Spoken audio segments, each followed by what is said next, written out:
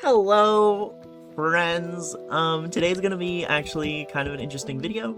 I really wanted to see if I could figure out some time-lapse equipment or effects, so I'm gonna be experimenting with that. So please enjoy this very simple build. I'll probably talk over it a little bit, but I'm gonna build a nice, simple cottage and maybe a little farm. So without further ado, let's get into it, huh? I ended up deciding for this video I wanted to actually follow a bit of a unique structure. I want to do a little bit of a voiceover and also a bit of a time lapse. You guys get to enjoy both just the relaxing process of watching this build appear out of thin air and also get to hear my thoughts on it at the same time.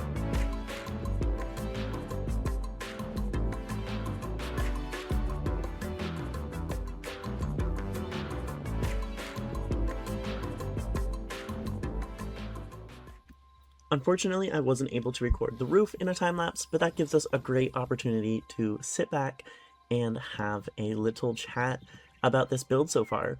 I'm not sure about the block palette. I've seen some builds come together really well with mostly just using this block palette, so I wanted to try it myself.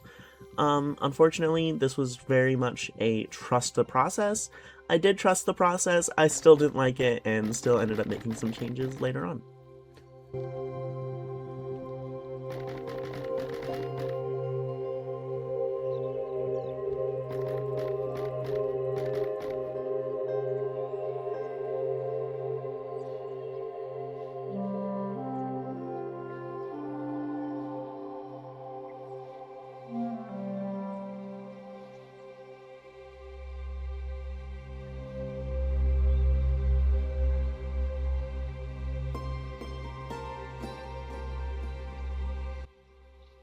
Now we get on to the fun part, adding windows and details, really breaking up what is so far a very monotone, very mono-textured building so far. This was a fun process, and I feel like added a lot to the character and made me really happy with it really quickly.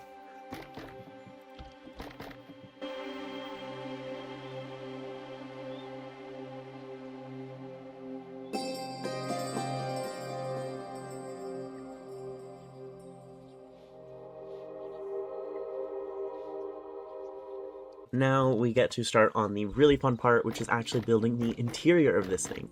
I was not going to leave you guys waiting and guessing like I did last time on whether or not I do an interior. This is a small enough build, it just kind of made sense to. So I went ahead and cleared out all of the blocks that I caused in the beginning. I went and put in a simple flooring, which I was actually able to make this quick work with the brush tool. Thank you so much, Hytale, for this.